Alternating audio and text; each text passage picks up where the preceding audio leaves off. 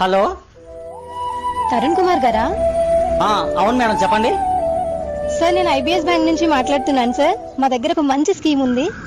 మీరు ఒక 5 minutes నాకు టైం ఇస్తే మా స్కీమ్ గురించి మీకు చెప్తాను. మేడం మంచి స్కీమ్ అంటున్నారు కాబట్టి ఇలాంటి స్కీమ్ అంటే మా ఫ్రెండ్కి చాలా ఇష్టం అండి. వాడి నెంబర్ చెప్తాను, వాడిని కూడా కాన్ఫిడెన్స్ లో తీసుకొని మా ఇద్దరికి కలిపి చెప్పండి. అలాగే సార్, నంబర్ చెప్పండి. 9866.